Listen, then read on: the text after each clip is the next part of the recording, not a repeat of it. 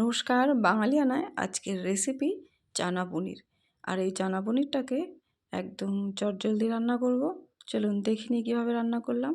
এই চানা বা আমরা অনেকে বলে থাকি কাবলি ছোলা, তো যে যাই বলুক, চলুন কীভাবে রান্নাটা করলাম দেখে নিই।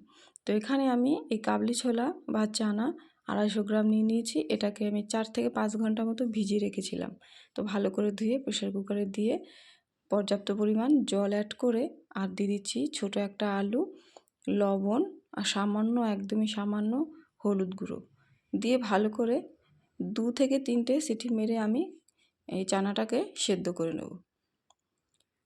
তো লবণ হলুদটাকে একটু মিশিয়ে দিলাম, সিটি দিয়ে সেদ্ধ করে নেব।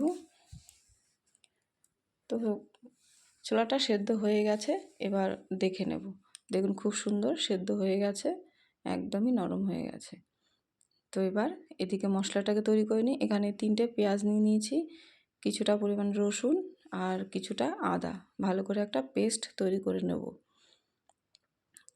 এবার একটা কড়াইয়ে দিয়ে দিচ্ছি কিছুটা পরিমাণ তেল। তেলের মধ্যে সামান্য হলুদ গুঁড়ো দিয়ে পনিরটাকে প্রথমে ভেজে নেব। আর আমি এখানে 200 গ্রাম পনির নিয়েছি। তেলের মধ্যে একটু হলুদ দিয়ে দেওয়ার কারণ, আমি এখানে পনিরের মধ্যে হলুদ লবণ মাখাইনি। এখানে তেলের মধ্যে দিয়েই পনিরটাকে হালকা ভেজে নেব। তবে পনিরটাকে কিন্তু কড়া করে ভাজা যাবে না, পনিরটা শক্ত হয়ে যাবে। তো ভাজা হয়ে গেছে, একদমই হালকা করে ভেজে নিয়েছি। এবার তুলে নেব। তো আমাদের চ্যানেলটাকে যারা সাবস্ক্রাইব করেছেন তাদের অসংখ্য ধন্যবাদ। আর যারা নতুন দেখছেন সাবস্ক্রাইব করবেন আর লাইক শেয়ার কমেন্ট অবশ্যই করবেন। তো পনিরটাকে তুলে নিচ্ছি। এই পনির ভাজার তেলেই দিয়ে দিচ্ছি তেজপাতা আর দিয়ে দেবো একটু সাদা জিরে। ফোড়নটাকে একটু ভেজে তারপর পেঁয়াজ কুচনো দেব।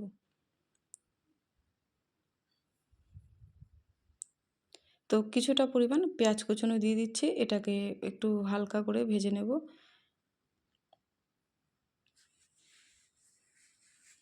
4 থেকে 5 মিনিট মতো পেঁয়াজটাকে ভেজে নিলেই রেডি হয়ে যাবে পেঁয়াজ ভাজা।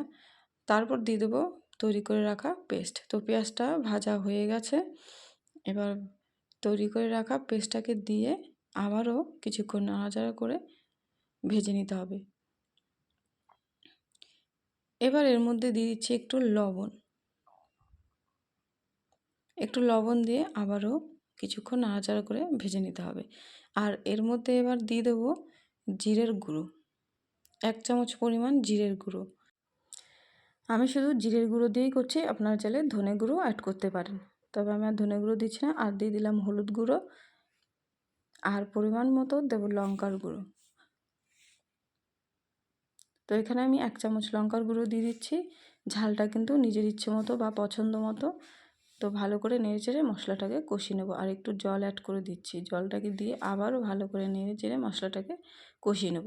যতক্ষণ কষাবো যতক্ষণ না এই মশলার গা দিয়ে তেল বেরোচ্ছে। তো মশলাটাকে কষানো হয়ে গেছে, দেখুন গা দিয়ে কিন্তু সুন্দর তেল বেরিয়েছে। এবার দিয়ে দেবো টমেটো সস। 2 চামচ পরিমাণ আমি টমেটো সস দিয়ে দিচ্ছি। আপনারা চাইলে এখানে টমেটো অ্যাড করতে পারেন, তবে আমি সস দিচ্ছি। তো ভালো করে কষিয়ে নিচ্ছি। এবার দিয়ে দেবো চিনি, সামান্য পরিমাণ চিনি, 1/2 চামচ পরিমাণ চিনি দিয়ে দিলাম টেস্টের ব্যালেন্সটাকে একদম ঠিকঠাক রাখার জন্য। মশলাটাকে কষিয়ে নেওয়ার পর দিয়ে দেবো সেদ্ধ করে রাখা চানা। এই চানা পনির লুচি, রুটি, পরোটা বা নান যে কোনো জিনিসের সাথে খেতে কিন্তু দারুণ লাগে। আর এই চানা পনির খেতেও কিন্তু অসাধারণ হয়। তো এইভাবে অবশ্যই একবার ট্রাই করে খেয়ে দেখবেন। সব কিছুর সাথেই খাওয়া যায়। তো চানাগুলোকে দিয়ে ভালো করে নেড়েচেড়ে, তো আমি এখানে লবণটাকে একটু চেক করে নিয়ে দেখে নেব আর সামান্য একটু লবণ অ্যাড করে দিলাম। তো এখানে আমি আর একটু জল অ্যাড করব, কারণ এখানে পনির অ্যাড করা হবে আর সেদ্ধ করে রাখা আলুটাও কিন্তু দেওয়া বাকি আছে। তো একটু ফুটে এসছে, এবার দিয়ে দিলাম চানা মশলা।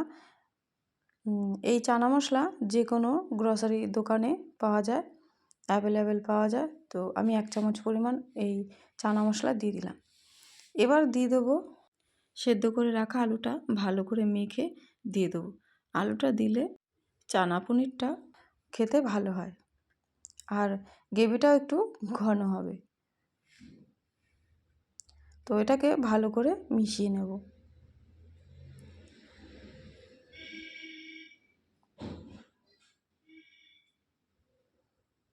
কিছুক্ষণ ফুটিয়ে নিলে একদম গ্রেভিটা রেডি হয়ে যাবে।